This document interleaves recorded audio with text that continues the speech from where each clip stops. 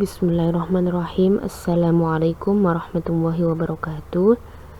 Dalam kesempatan ini saya Siska Nur Cahyani dan teman saya Muhammad Baharudin akan menjelaskan sedikit tentang as-sidqu wa anwa'uhu wa tariqat ma'rifatuhu, yakni validitas, jenis-jenisnya dan cara mengetahuinya.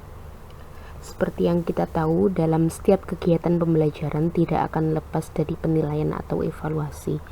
Nah, suatu evaluasi dapat dikatakan baik jika memenuhi 3 syarat utama, yaitu kejujuran, keandalan, dan kemudian penerapan. Kali ini akan dibahas lebih lanjut dalam kaitannya dengan kejujuran, yakni validitas.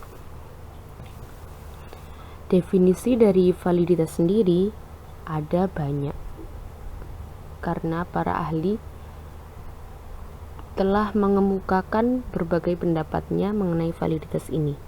Yang pertama ada pendapat dari Azwar. Azwar mengatakan bahwa validitas merupakan sejauh mana ketepatan dan kecermatan suatu alat ukur dalam melakukan fungsi ukurannya. Kedua ada pendapat dari Muhammad bahwa validitas itu terkait dengan sejauh mana alat ukur atau tes itu mengukur yang seharusnya diukur. Yang ketiga ada pendapat dari Budi Susetyo yang mengutip dari Sutrisno Hadi mengatakan bahwa kesohihan dibatasi sebagai tingkat kemampuan suatu instrumen untuk mengungkap sesuatu yang menjadi sasaran pokok pengukuran. Selanjutnya ada pendapat dari Santrok, yaitu validitas dimaknai sejauh mana penilaian mengukur apa-apa yang hendak diukur. Yang terakhir ada pendapat dari Anastasi dan Urbina, yakni validitas berhubungan dengan apakah tes mengukur apa yang mesti diukurnya dan seberapa baik dia melakukannya. Nah, dari beberapa pendapat para ahli tersebut mengenai validitas dapat kita ambil kesimpulan bahwa yang pertama, as-sidqul ula yata'allaqu bil qiyas, validitas berkaitan dengan pengukuran. Yang kedua, sidqu yaqdimul ma'lumat al-muta'alliq bil ahdaf, validitas ini memberikan informasi berkaitan dengan tujuan. Yang ketiga, yata'allaqu sidqu bidiqqati adatul qiyas muqabil al-mafhum alladhi yatimu qiyasuhu, validitas berkenaan dengan ketepatan alat ukur terhadap konsep yang diukur sehingga betul-betul mengukur apa yang seharusnya diukur. Dalam validitas ini tidak berlaku hukum universal sebab bergantung pada situasi dan tujuan penelitian. Instrumen yang telah valid untuk suatu tujuan tertentu belum otomatis akan valid untuk tujuan yang lain. Selanjutnya ada anwa'us sidqu. Yang pertama ada sidqul mantiki, validitas logis. Logis sendiri sama dengan logika atau masuk di akal.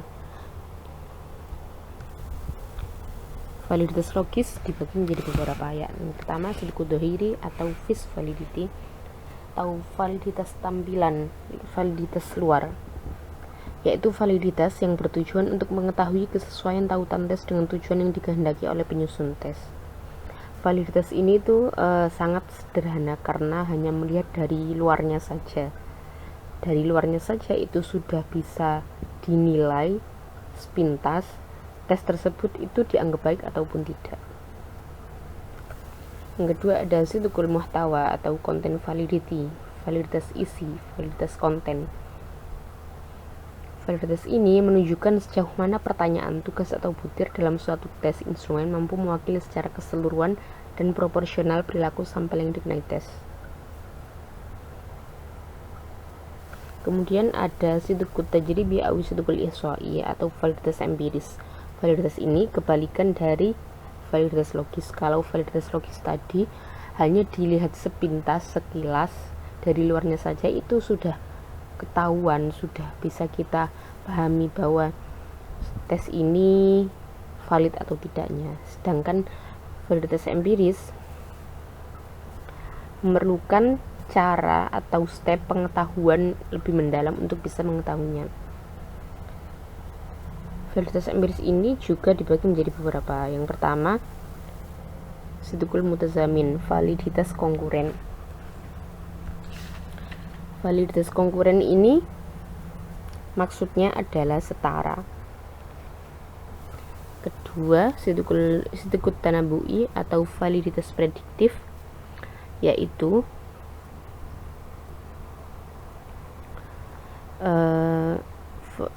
Kriteria standar yang digunakan untuk meramalkan prestasi belajar murid di masa yang akan datang.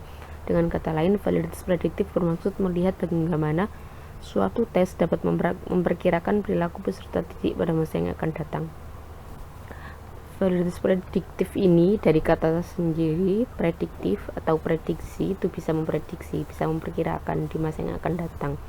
Kemudian dikorelasikan dengan pembelajaran bahasa Arab selama jangka waktu yang ditentukan, seperti itu. Dan yang terakhir, sidqul unsur atau validitas butir. Dalam validitas butir ini jarang dicantumkan dalam beberapa materi.